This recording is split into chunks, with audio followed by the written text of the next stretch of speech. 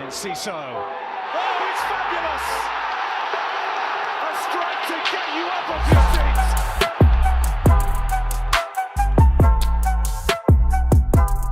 Hello and welcome to Seagulls Social, Season 5, Episode 22. According to Ben, I always lose count, but who knows? Who's counting? Ben is, clearly. Me. But we are joined by myself, Maz, and of course, Jack Albion. What was that, Jack? Do you reckon you would say, this goes far as saying, you are one of the most loyal Brighton fans in the land? No, I'm a humble man.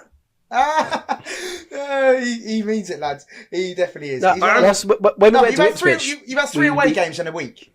That's some going. That's some good. Some going. Yeah, I've seen more than that. Oh no, I've seen 4 Brighton games as well because I watched the women as well on Friday night as well away at Liverpool. The hustle never stops. So yeah, the hustle never stops. but there are people that don't get spoken about because of social media. When me and Jack went to Ipswich, he was mentioned some names like Julie. Apparently, she's been going to games since God knows how long, and there are a few other lads that have been going of course. for decades. But I know, but it's like we think Jack Albion's up here. Yeah. So imagine what they're like, because obviously they're at a greater age now. It's insane. I know Sam Osborne quite well, and I know he does every home and away game, and he's good lad.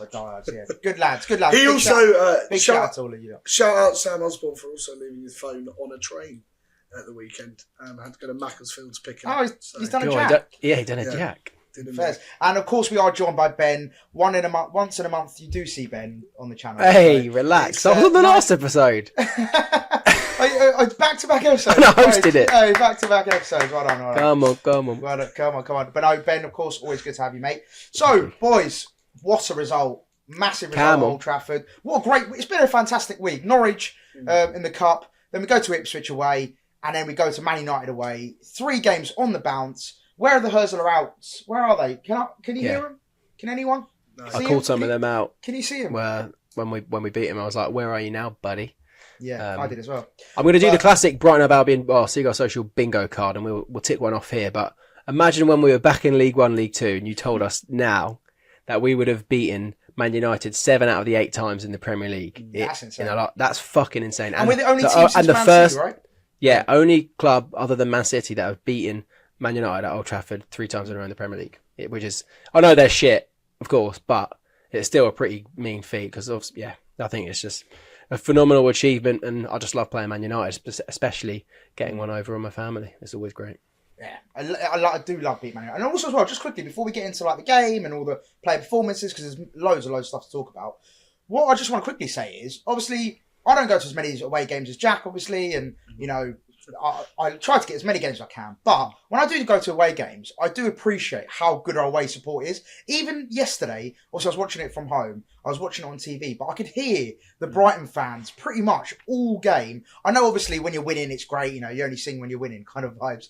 But every time I'm in that away end with the Brighton fans, we do come correct. I would go up there. We'd say maybe we're one of the best in the league. Would you agree, Jack? Obviously, you're a veteran in the away end.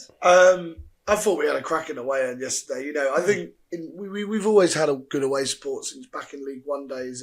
We just travel well. I think there's a lot of factors in it. A lot of people, Brighton fans, seem to live all over the country. There's not many places I go in the country, and also if you consider the distances that we have to do, because as much as I think a lot of the top 6 clubs, especially London clubs, are really well supported away from home. But, they only have to go to London. We have to go into London and back out. Got home at midnight yesterday. So it's a long old trek for most Brighton fans to games. So, yeah, I think we've got cracking away support. I think we're definitely up there with some of the best in the league, especially with the miles that we travel. It seems like we're finally getting the appreciation on social media. I only saw it today. CFC Janty is a very big Twitter user. He tweeted about it and had loads of interactions. Quite a few other accounts were tweeting about it as well. Just saying how we always turn out, and we are finally getting recognition, which is nice. But it does help that partly I think people don't enjoy watching Brighton at the Amex. So some fans are like, right, I'd much rather go to the away because I never see that many familiar faces at the Amex as I do when away. There seem to be always the same faces away, but you never really see them at the Amex. I know obviously that's in the north, but you feel like a lot of the away fans should or would be in the north though. But that's the thing. I think with away fans, let's be real. Most away fans, any club, this goes blanket. They're all like proper true fans of the football club. Like Yeah. to travel the whole length of the country to go watch your football team takes a certain dedication towards your club. So I think that's why the away sports is so good, because you got the core diehards who just go to every away game and like generate that absolutely. All I ask for is, can we transfer that kind of energy and atmosphere into the Amex? If we can just get even, I don't know, half of that kind of vibe. Challenge energy. impossible. Yeah, literally. Geezer's telling me to sit down. So that's always useful. But yeah, no, just a big shout out to all the away supporters, because yeah, every time where we come correct, so it's really, really good. It's been a hell of a long week, a hell of a week, really. Yeah, I bet. Yeah, can you quickly rattle through your week, Jack? Yeah, I mean, it's been quite a few games. I went to Norwich on Saturday. On the 12th, I didn't do anything. I didn't do it. Day of rest. Mm-hmm. The Lord's Day.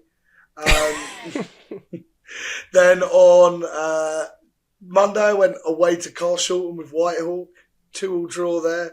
Went to Shore and Pagham on Tuesday. Went to a gig on Wednesday.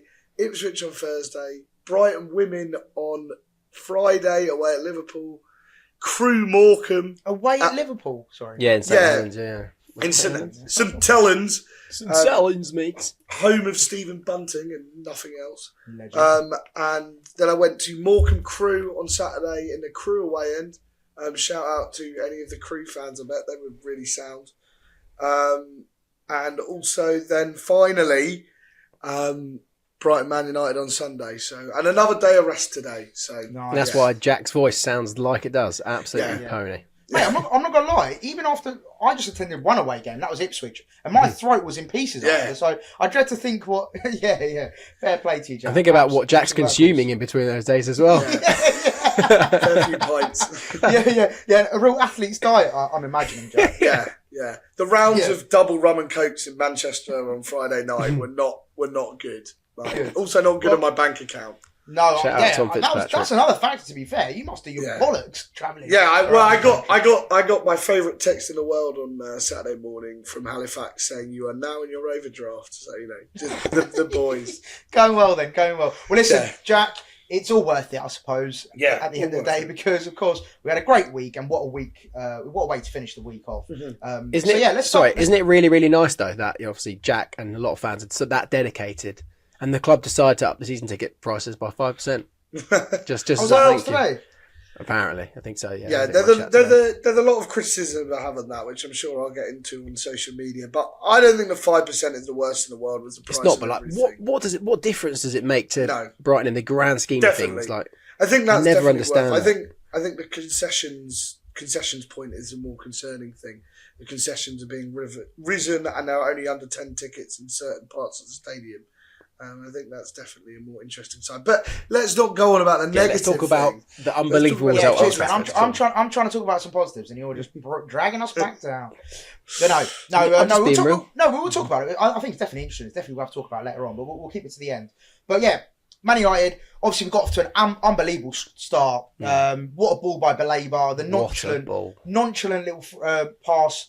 Unbelievable touch from Minteh, the best touch in the Premier League, as we've said it a million times before. And then a good finish from Minteh as well. So, yeah, Jack. Selfless, wasn't he, Matoma, to actually do that? He was. I feel like Minteh, in that position, Minteh's not the type of person to pass it. 100%. Minteh's definitely going for goal there, for sure. And slipping over beforehand, sorry. Losing his footing. But no, Jack, talk us through that goal. Like, how good was that to see the combination between the wingers and, of course, Baleba getting involved as well? I mean, Karim Mitoma's first touch is like... I mean, I'm not trying to exaggerate here. Is his first touch best in the league? Because I've posed this question already, Jack, on the pod. It is superb, that first touch that he brings it down to slide it across to Minteh. I mean, now the great goal, great. I think Mitoma, we even gave him, maybe he listened to the Seagulls Social, who knows. When I think, there's a little bit of questions about can he contribute as many goals and assists, and is he? Yeah. And do you know what, since we've said that, he's really brought it into his game. You're welcome, Brighton fans. Yeah, you're welcome. Yeah. We're getting pelters for that as well. Yeah. But it's really, it's raised his game, 5 goals already this season. He's doing really well. So, for me, I thought he had a really, really good performance, and that first goal was... just the start of it, really. Well, yeah, I think just on that first goal, that so the team play and the way we built that goal up was very similar to the other goals as well. So I feel like just the team goals involved against Man United were fantastic. The way we just built things up. But yeah, Ben, how good was that ball from Baleba? And yeah, talk to me about Minteh and Matoma's relationship as well, because that could be potentially a fruitful one going forward as well. Well, Baleba's just proven that he's got even more ability in his locker with the passing. It's not just the defensive work he does. And how good he is at ball carrying. He can actually spray balls like that. And it's, what can't the bloke do? What can it? Because he scores a few decent goals as well. Away? Oh, yeah, that's a good point, yeah. that was a bit stupid, I'm not going to lie. But that comes with age, I guess. He is very young, let's not forget. Not many people gritty in front of the camera in the tunnel, but he's one of them. And to be fair, I done that, didn't I? I can't remember when I done that. When did I gritty?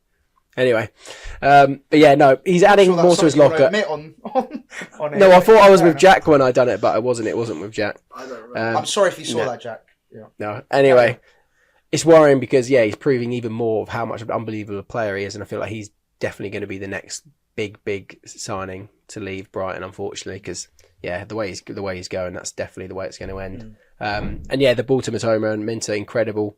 Like I think we done a meme about it. Like they were playing like Neymar and Messi on the wings. It reminded me of Everton way on the opening day of the season, the way they were linking up. And when I saw the highlights between Southampton and Man United, and I saw how the Southampton winger was absolutely tearing apart Euro and all the whole Man United defence, I thought we don't want Adingra starting against Man United at Old Trafford. We want Minteh because he's got that bit more pace. And a bit more trickery than Adingra, I feel. So when I saw the lineup, I was really happy, and I wasn't surprised that was the type of goal we did concede, that we did score. Sorry, because the pace we have compared to that Man United defence is, we proved it that we've got unbelievable ability up there. Just quickly before we get on to the other stuff, that reminds me actually, going into the game, did you boys? Because obviously we didn't do a preview, so apologies for everyone watching for not doing that. We need to get better at doing previews, but. What I would have said in the preview is I would have had a little bit of fear going into that game just because of it felt like the tide was turning a little bit with Man United because obviously they had that really good FA Cup result. Then they had that Southampton late turnaround, and I thought they were going to go into this game a bit more with confidence, going right. This is our time to turn things around. Now our season's going to be turned around. I know it's only 2 results, but I would have gone into it a bit fearful. Did you boys feel the same, Ben? I'll start with you. I didn't. Well, after the Arsenal game, I did. Yeah, I was like, oh yeah, we're catching them just as they're getting good again. But even though they won against Southampton, that definitely probably felt like a defeat for them because of how poor they were. And like I said, the way Southampton were open. If Southampton, bottom of the table, who were on 6 points, were opening up Man United like that and getting the chances that they got, I thought that we were obviously going to create even more than that, and we did, and proved it. So I think if we'd done the preview, I would have said I was confident, despite obviously Man United getting the late result. Jack, do you agree with what Ben said? Yeah, sorry, I just had to mute. My cat was pushing a plate off the side of the table there. Classic cats. I stared her down and she stopped. But no, I think, I was a bit worried, especially after that United game. And then a little bit after Southampton, I think Amad Diallo is a very good player when he's on his day, but I think his big problem is that he's essentially carrying Man United at the moment, and he's 19, 20, something like that. I don't know his exact age, but he's a lot of weight on his shoulders, so he's not going to be able to. Older than that, but yeah, maybe he's a bit older than that, but there's a lot of weight on his shoulders to be doing that. So, it's a lot for him to do. But I was really pleased. I was really pleased that we did manage to come against them. It was interesting because that Southampton turnaround. I was impressed by it. It made me a bit fearful. I was like, oh no, Man United have become good again. But talking to a lot of Man United fans and doing that, they said, if you play any better than Southampton, you'll have that game out of sight by the time we even attempt to turn around. And that's kind of exactly what happened, really. We sort of, Southampton, by all accounts, should have been 2 or 3 up in that game and were unlucky not to be so. And I think we just showed that we have a bit more prowess in Southampton this season, which I don't think is an unfair thing to say. And if we can start scoring, we are going to score goals. And I thought we really dealt with them well. Really, just sort of. I think, it's funny, United, after the game, sort of, not to analyse it too much before we get to that point, but United's problems run very, very deep. You can. They've had so many managers now, and it hasn't fixed anything really. This is all too familiar performance from Man United that we see there. And yes, we did play really well, but there's quality in that team. And that's what always worries me about United. as much as they're playing bad coming into this weekend, I was like, their team still has the quality to beat us. And yeah, like they did against Arsenal, like with 10 men. They can play like that. It's just, it must be so frustrating being a Man United fan to do that against Arsenal and then completely collapse against Southampton, despite obviously getting the win. But to get outplayed by Southampton, it must be most frustrating. It's clearly not the manager. It's clearly not the managers now, because they've got to a point, like Jack just said, they've replaced so many managers over and over. The same thing keeps happening. So clearly, it's the playing squad. It's the quality they've got. You look at some of the players who have left recently, and they've gone on to thrive elsewhere. You know, Elanga do really well at Forest at the moment. McTominay's doing really well out in Italy for Napoli. You know, there's like a Man United problem. So it's a bit of a strange one. I weirdly wasn't as surprised as I thought I would be that we won, basically. No, that's good. No, yeah, I had a little bit of fear, but then, yeah, once the game started going, obviously the good start, I was like, do you know what? This could be our day. And what I love... I was going to say, penalty, what I loved about that first goal was the attacking overload. I thought it was so good. Like, this is something that we should have been focusing on so much, because that's where our quality is, not so much at the back. And that, you know, it was the two wingers working with each other rather than the striker and the winger or the number 10. And they're so quick and so powerful, they just went forward. So, yeah, that was a really good start on that point. No, it was sorry, I thought I'd do some, like, real football analysis for us. No, good. Sorry, Jermaine Genius. I know. Maybe not Jermaine Genius, actually. Yeah, Jermaine Genius. That's the worst one he could have used. Yeah. Hopefully, Jack doesn't do anything like that. So, right, moving on. Penalty. Now, the penalty itself, I mean, for me, it was pretty clear. But Labour, now, I just want to talk about, maybe not the incident itself, because I think, do we all agree it was a penalty? Just before? At the time in the stadium, I didn't think it was a penalty. Right. But actually, Sing it back. Watching a replay, it's probably definitely a penalty. Yeah. Like, we can all agree it was a penalty. But my question to you boys is, with Baleba, obviously, we talk about how great he is, and his ceiling's so high. We all know he's going to be the next big thing, and he's a powerhouse in the midfield. And I feel like him and Ayari, and I'm going to give a big shout out to Ayari as well, because I don't know what he takes at half time, by the way. Second half syndrome. I don't know what magic potion he takes at half time, but second half, he turns into like prime Iniesta. I don't know what's going on. But anyway, that partnership they're finding is great. But with Baleba, it's been a few times this season where he's made stupid mistakes and just a bit of petulance and maybe just inexperience. I know you mentioned, Ben, about his age, and you know that will come with age. But yeah, he has had these moments, hasn't he? And does that worry you, Jack? Like for this season, obviously, I hope he learns from these. But yeah, I'm sure it's just one of those things that he just needs to grow out of, I suppose. Hopefully, it keeps away some potential suitors for a while. He's shit. He's petulant. Don't buy him.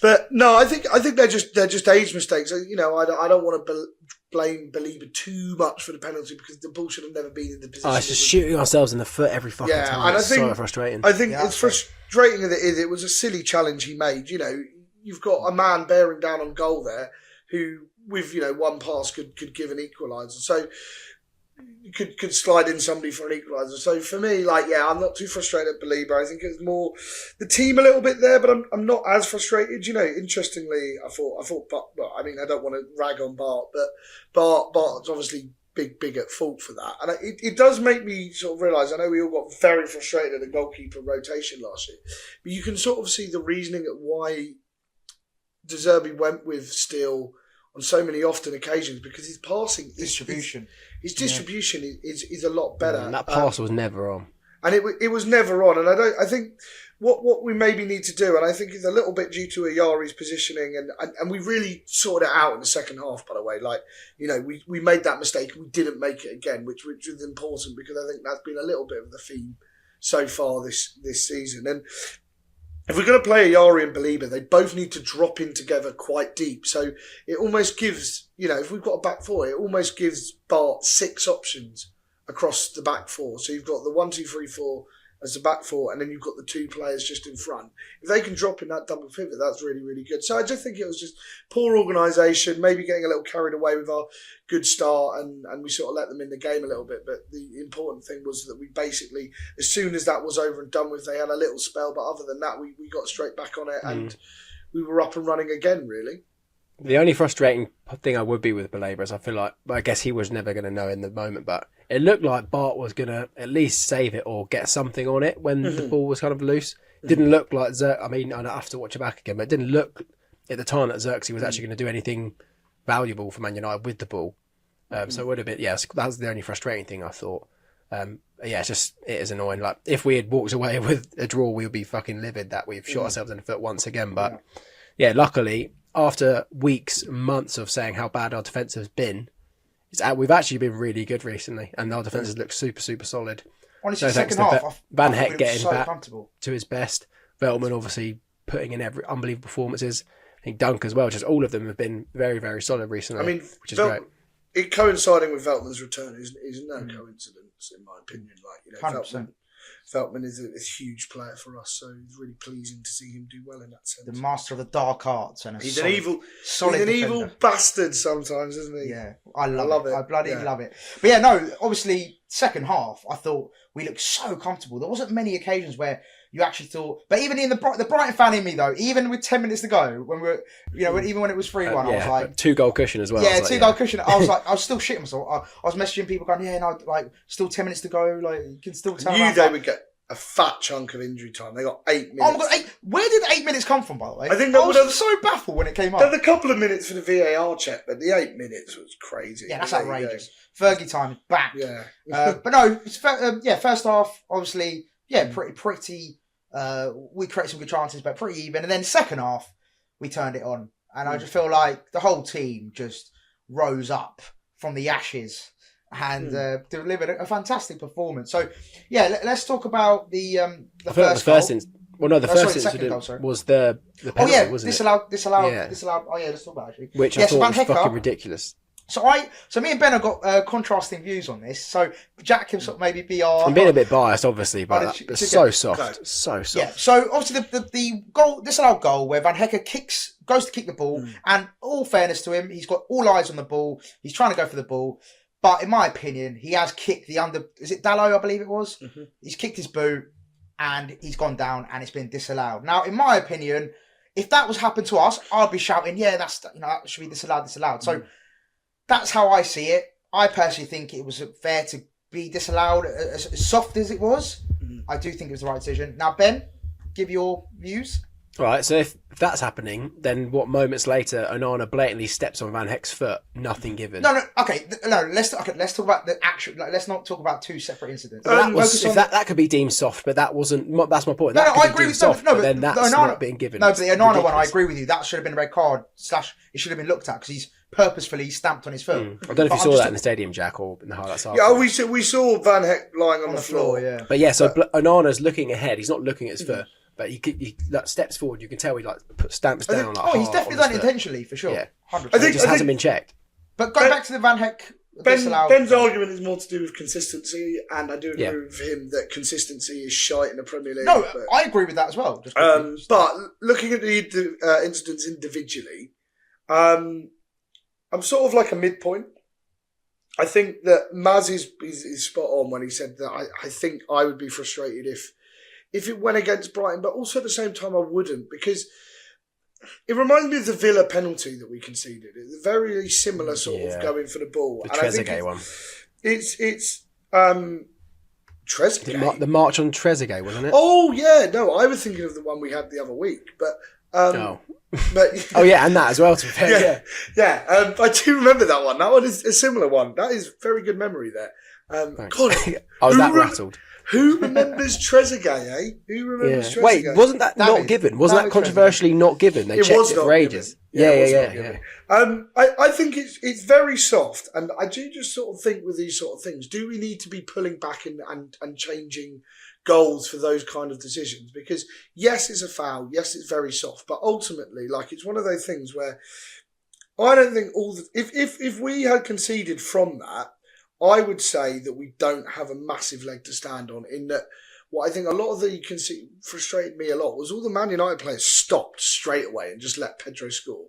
And I think that's just piss poor play from them. But yeah, I don't know. I think ultimately at the end of the day, it is a foul. So did it affect the goal? Again, my memory's gone. Yeah, it did. Yeah. So that's how it fell to him. That's how it fell. That's how the ball fell to him. Right. Yeah, because it came off his leg and fell. For me, yeah, it's a foul. I wouldn't have been as frustrated if that had been against Brighton and given. I would have just sort of said, like, get on with it a little bit and try and get back. But it is what it is. Just got to move on. And it's really annoying because João Pedro's knee slide was cold as fuck. Yeah. Like, it was so And it was a good. sick goal. And it was a great finish. Great So a real finish. shame for him. But, he had a really good game otherwise. So which was good to see. So, yeah. No, thankfully it didn't affect the game for us from our perspective. So yeah, it was disallowed, but at least we got the result in the end. But yeah, let's go on to making it 2-1. Minteh, fantastic ball to the back post. Yep. And it was a great finish from Matoma, considering how sort of weird it was. At a very weird angle. It was sort of curling back and done very well to get there. But yeah, again, those two wingers combining, great to see them. Yeah, it's great to see. And yeah, like I said earlier, to see them two linking up like they did at Everton away. It's very similar to the goal we scored against Everton, actually, with Minteh whipping the ball in, and it was like Matoma like lunging at it back post. Glad he didn't get hurt, because that could have really, really screwed him in his nuts if the post had gone any closer. I think one of the Man United players didn't he? Yeah, Mazraoui got absolutely hurt. Used him He as lamp a posted. cushion. He did, yeah, that's very clever from him.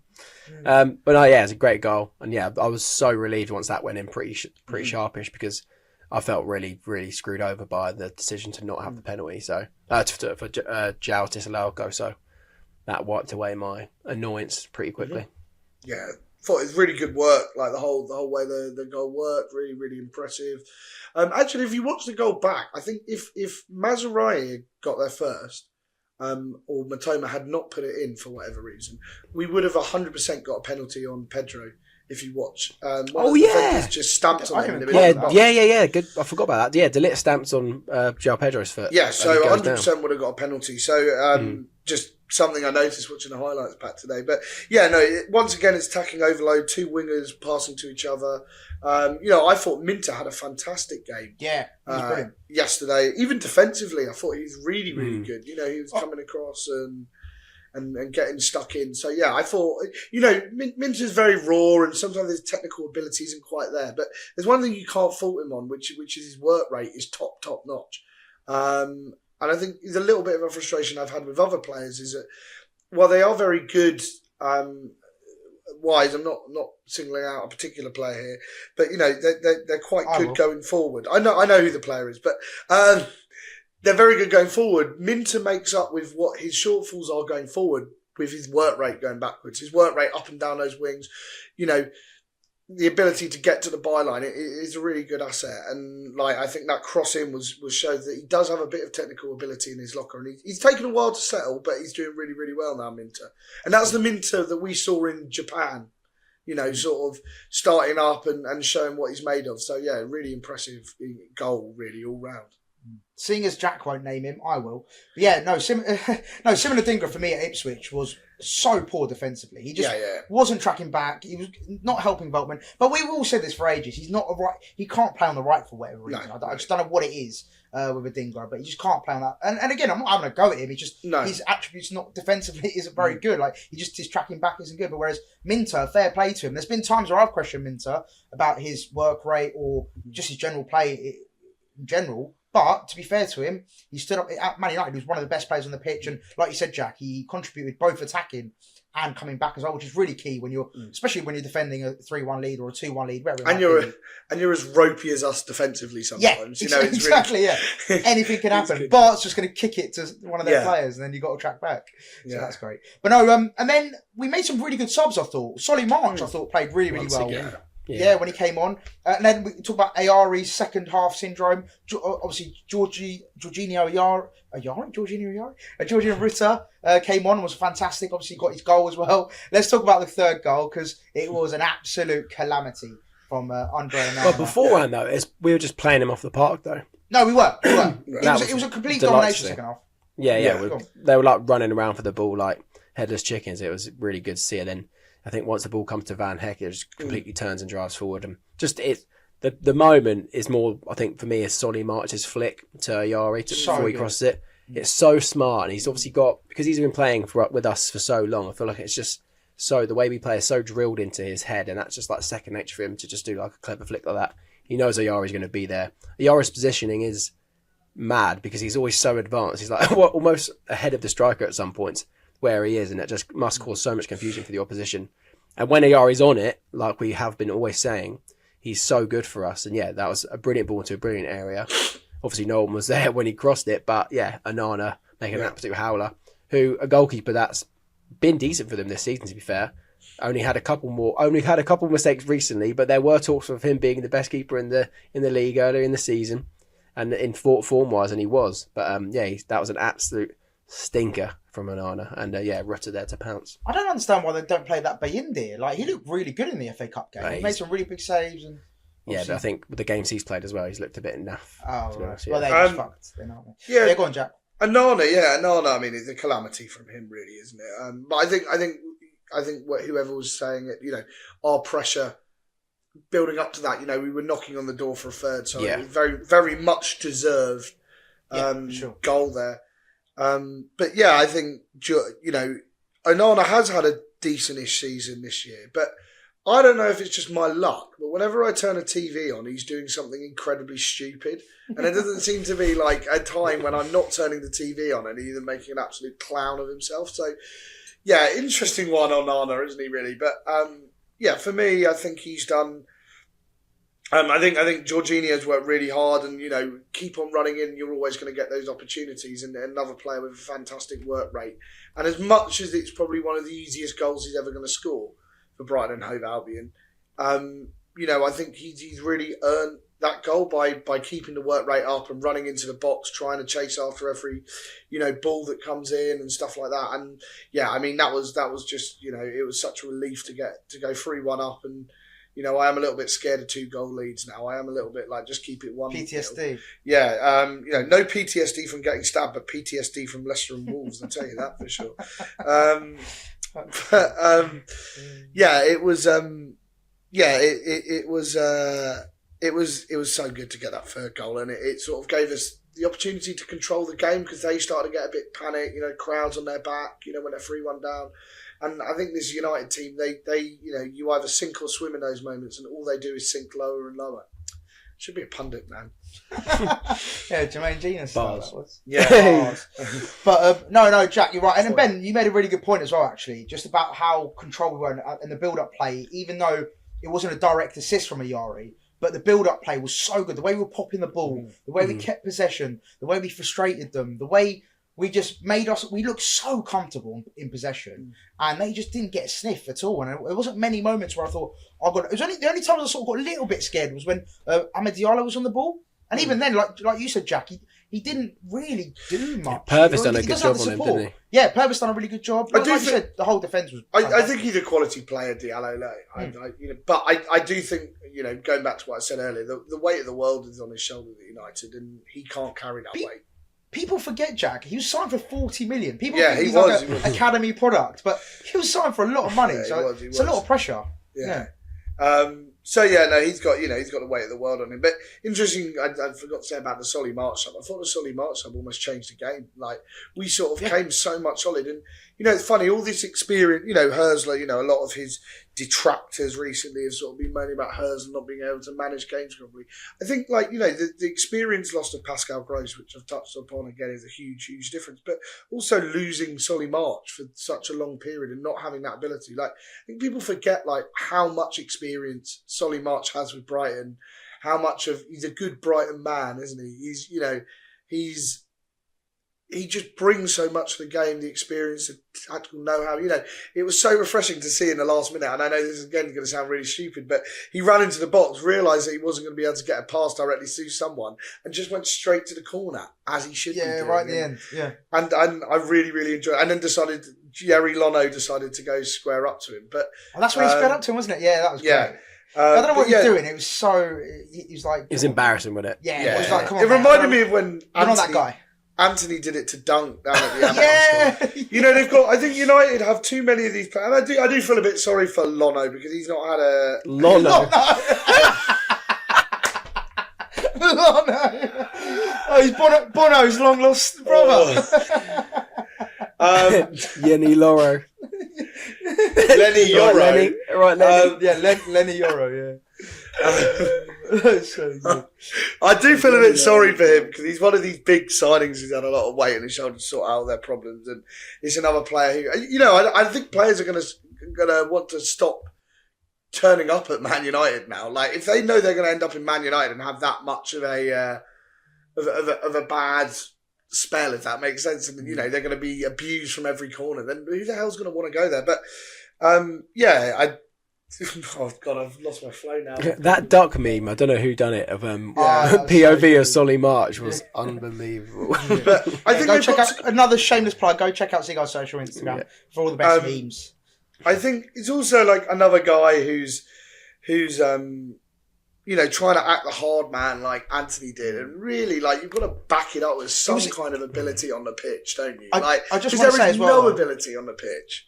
To be fair to him, you could tell it was just frustration. He obviously gave away the foul, and then it marches up on the floor, and he's like, need him once, then need him again, and then obviously March reacted, and he's like, what the hell are you doing? And that's when he gave it the whole hard man act, which was embarrassing, because you're not that guy.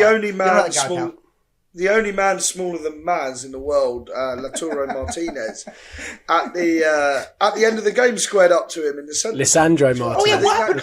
I saw Not Inter-striker. My stream cut as soon as the full-time whistle went and they started like getting together, like having a fight. The stream cut. I was like, no, that's the best part, lads. What are you doing? I don't actually know what actually happened, Jack. There's a video on Twitter of it. I think they just had a bit of. He gave March some choice words, and I think March. What, Euros? No, Martinez. Oh, I thought they were squaring up again as well. I don't really know what was going on there, but that's what it was. So a bit of a strange one, that. But it was great to see it, and we managed the game so well, so well. Managed the game so well, but I do think there is no coincidence, and this isn't. I think Hersler deserves a load of credit for turning this around and really getting hold of it. But I do think I'm going to have to look up his name, but I can't remember his name. The new coach who has come over from Germany has come in the 1st of January. I can't think what he's bloody called now. The new assistant manager. I've heard. I don't know his name though. I do know who you're talking about. I just don't know his name. His name is Daniel Kowalski. His name is Daniel Kowalski. He's come in. He's really sort of solided us up. So I think that's a big contributor to why we were probably managed the game better and had better game plans. I think Hers is a young manager and he needed the support, and I think he's finally got that now, and it's proving dividends. No, it's been great to see. Like his game management for me, I think there's only been like twice where we've questioned it from memory on the podcast, where we've gone, maybe not the right subs, maybe not the right. Like, was the game where he took off? He bought an Igor, and Igor gave the ball away. What game was that? Leicester, that's it. So that was I think the only time like I was super critical of his decisions. However, apart from like on the flip side of that, there's been countless number of times. If we went through all of our archives of Seagulls Social this season, the amount of times we've said how good his man management has been, or his substitutions have been really good. So again, I think he proved that at Man United. It was great substitutions, and they completely changed the game. And I think now 3 games on the bounce now. Hopefully, his confidence is going to be super high, and he can take that into. All the naysayers can obviously shut their mouths for a bit, and hopefully Hersler can take us up there. And I think I spoke to someone in the ground as we were walking out yesterday. It is still a transitionary season, in my opinion. We're still gonna.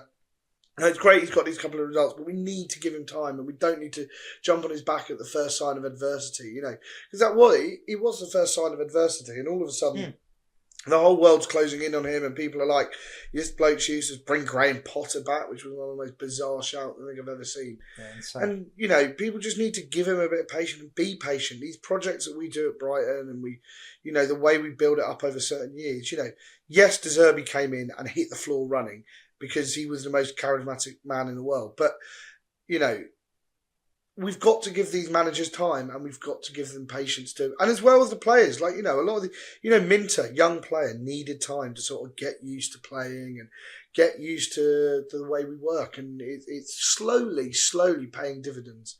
And even with some people, I think it's unfortunate that Matt O'Reilly looked like he's injured again, because I thought he played really well at Ipswich. So, a lot of these new signings. Yeah. So, 4 points off the Champions League, boys. So it's looking up now. Yeah, I know. Yeah, I was going to ask that. Is the European dream back on? Well, look, I don't think it went. I don't think it ever went. No. It was more Conference League was always the dream. Which was why the dreams to win everything. But why the meltdown? Some of the people saying sack him now and shit like that. Like, It's insane, really thinking about it, like, it's insane that we're now, I've said this a lot, and yeah, it did look like Europe was maybe slipping away a little bit. It was falling away, but it shows that we've got to band together really, and just keep on. It's been a weird season all round, all throughout the league. Forest are in second for God's sake, and and that's not a disrespect to Forest, but their team, and I've spoken to Forest fans, so I hope they don't find it offensive. Their team isn't that remarkable. Like, it is just a solid team, and they're doing really, really well. Bournemouth are doing really well. 4-1 victory up at Newcastle the weekend. So I think we've just got to ride the results and see where the season takes us, and not sing any songs about the Champions League, because we don't until we know it's happening. Yeah, thank God for that. Thank God nothing goes when everything goes wrong every game when that gets up. So yeah, we do have a bit of a tough run coming up, to be honest. Yeah. David Moyes' Everton, who looked decent against Tottenham, but I guess everyone does look decent against Tottenham, including Tamworth. And then after that, we've got Forest away, 12:30 kickoff. Could be an upset there. Hard game at the end of the day. Then we've got Chelsea back to back. Fucking hate Chelsea. FA Cup and then the Premier League, and then to round off February we've got Southampton away and then Bournemouth at home. The tough games, tough games. Yeah. Tough games, tough run. Let's see if we can get through them. Yeah, sorry. I think that's all right. I think we definitely can. I think the confidence is high at the moment, and we're looking good. Hopefully, we can carry it on. But I know, Ben, you've got to shoot. So quickly before we do finish, what we saying, boys?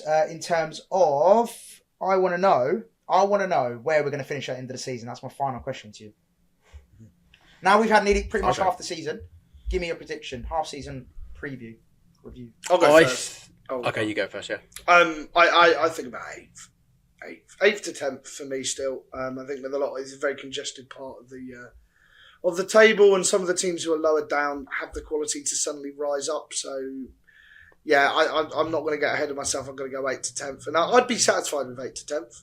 8th to 10th would be more than acceptable for me. Ben? I'm going to say, look at the teams above us. It's hard to say who we're gonna overtake. The two teams above us right now are Villa and Bournemouth. Villa, obviously, if they continue their Champions League run, it might hinder them a little bit. So maybe we could jump above them in 8th. Bournemouth then in 7th. The only way I can see Bournemouth really letting up is if hopefully this is just because they've gone up another level, which I didn't really know they have. Justin Kluivert's been cooking. So I don't know, it's whether we are good enough for that. The only reason I can think that the wheels would fall off there is if Iraola leaves, if maybe Ange gets sacked, did Tottenham then go for Iraola? But I feel he'll be stupid to go. But we say that about loads of managers, but they do go because it's a bigger club, unbelievable for their CV and a shitload more money. So even as a fan's brain, we always say stupid to leave Bournemouth, who are doing so well right now. In the grand scheme of things, Tottenham are always going to be the bigger club for quite a long time. So if that did pop up, I wouldn't be surprised if he was a leading candidate for that role. So that's the only way I could think of us finishing 7th, but I'll probably agree with Jack, maybe 8th or 7th. Yeah, I think I'm going to give us Conference League, please. I'm going to give it a hat trick, 8th to 10th. I'll take that all day long, especially the way the season's gone. I think it's just so congested earlier. Yeah, it's so congested, isn't it? We could bizarrely, with a few good results, come into the season and end up in 6th. It's so tight in there. So we'll just have to see what happens, really, won't we? Yeah, there's a lot of competition. There's a lot of good teams this year. A lot of surprising packages as well. Like you mentioned, Jack, Forest, Bournemouth, even obviously Man City being in 4th, or not doing as dominating as. When did we hear about their FFP? Apparently, it's meant to be in the next couple of weeks. But so imagine if they get a points deduction, then that's another point. That's another position up. It is. The only thing that scares me is in their pocket though. Haaland wouldn't have signed a 9.5-year contract if exactly if they hadn't got something sorted. It's interesting speaking to some Ipswich fans after the game. They were saying, wouldn't it be bizarre if we stayed up because Man City got points deduction where there's every opportunity? And I said, you never know. So you never know because it ain't gonna happen. Never know. Yeah. Right, boys. As per usual, thank you so much for joining. Oh, can I plug 2 things? Yeah, of course. Comments below. Now Jakob Modra's left. He left today. What should my new Twitter name be? Just leave that in the comments below. And And the other thing was, so I'm going to do some shameless plugging here. Whitehall versus Lewis tomorrow is free entry. So if you're in Brighton, come down and watch the game. Love that. There you go. Jack, Can we think of one? Can we think of a Twitter handle for Jack? I've got a suggestion. Go on. That's Minteh. Oh, you nicked out a flash score. No, I'll post that. Okay. No, they actually. Do you know what? They actually went Minteh fresh. Minteh. Oh, See, I like that. fresh. I like that. Yeah, Minteh Minteh. fresh. I like that. Yeah, maybe fresh, do Minteh fresh, Jack. Minteh fresh. Ben, you got one? Minteh fresh. Minteh fresh. And then we've got Maz's terrible attempt, which was that's mint. No, you know what? You know on Twitter when they're like, "That's mint." I'll post that. Yeah, that's Minteh. I'll post on that. that. I'll post It didn't hit. But Minteh fresh is good. Yeah, Minteh fresh. Yeah. But yeah, give us your suggestions for Jack's new Twitter handle. Whoever gets the most likes on YouTube, he'll pick. Wins £1,000 out of Jack's if it's offensive, pocket. I'm not. If it's no, Yeah. no, I'm not. If it's not offensive, if it's good, if it's funny. Yeah, if it's good, if I like it, I might just keep it the same. Who knows? Who gives a shit, really? Yeah, you could name it. You could name it Jacob Moder. Right. Anyway, on that note. take And on care. that note, And on that Cheers, note, guys. Yeah. like, comment, subscribe. See you Make later. sure you do all the good stuff. And we'll see you after. No, we'll see you before. We're going to do a match preview. We are going to do one. So we'll see you for the match preview. We're not messing about. Right, in a bit. Bye. Hey.